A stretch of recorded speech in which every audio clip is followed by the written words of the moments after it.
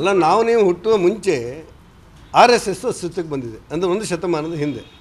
ಅಲ್ಲಿಂದ ಇಲ್ಲಿವರೆಗೆ ಏನೂ ಆಗದಿರುವಂಥ ಕೇವಲ ಜನಪರವಾದಂಥ ರಾಷ್ಟ್ರಪ್ರೇಮಕ್ಕೆ ಪ್ರತೀಕವಾಗಿ ಕೆಲಸ ಮಾಡುವಂಥ ರಾಷ್ಟ್ರೀಯ ಸ್ವಯಂ ಸೇವಕ ಸಂಘವನ್ನು ಈ ಇವತ್ತಿನ ಗೃಹ ಮಂತ್ರಿ ಮಲ್ಲಿಕಾರ್ಜುನ ಖರ್ಗೆ ಅವರ ಮಗ ಪ್ರಿಯಾಂಕಾ ಖರ್ಗೆ ಅವ್ರ ಕಾಲದಲ್ಲೇ ನೋಂದಣಿ ಮಾಡಬೇಕಂತ ಏನೋ ಶಾಸನ ಇದೆಯಾ? ಪ್ರಿಯಾಂಕಾ ಖರ್ಗೆ ಅವರಿಗೆ ನೋಂದಣಿ ಮಾಡಬೇಕಂತ ಏನೋ ಶಾಸನ ಇದೆಯಾ?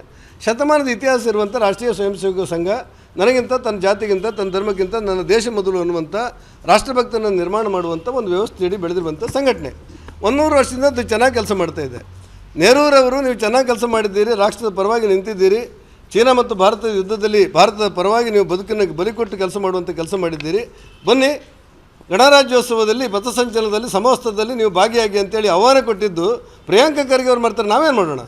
ಹಾಗಾಗಿ ಅಂಥ ಗೊಂದಲಗಳಿಗೆ ಅವರೆಲ್ಲ ಅವಕಾಶ ಮಾಡಿಕೊಡುವುದನ್ನು ಬಿಟ್ಟು ರಾಜ್ಯ ಸರ್ಕಾರ ಇವತ್ತು 82 ಲಕ್ಷ ಪಿಂಚಣಿಯಲ್ಲಿ 14 ಲಕ್ಷ ಪಿಂಚಣಿಯನ್ನು ವಿರಹಿತಪಡಿಸ್ತಾ ಇದೆ. ಬಡವರದ್ದು, ವೃದ್ಧರದ್ದು, ದುರ್ಬಲರದ್ದು, ವಿಧವೆಯರದ್ದು ಮತ್ತು ಅಂಗವಿಕಲರದ್ದು 1,15,00,000 25 ಲಕ್ಷದವರೆಗೆ ನಾವು ಗೃಹಲಕ್ಷ್ಮಿ ಕೊಡ್ತೇವೆ ಅಂತ ಹೇಳಿ ಇವತ್ತು 13 ರಿಂದ 14 ಲಕ್ಷ ವಿರಹಿತಪಡಿಸ್ತಾ ಇದೆ.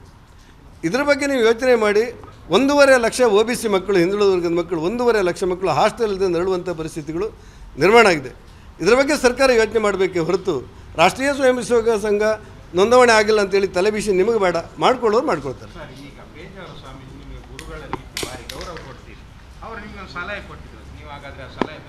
ಏನು ಸಲಹೆ?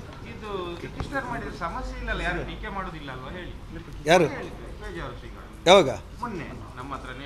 ಏನಂತ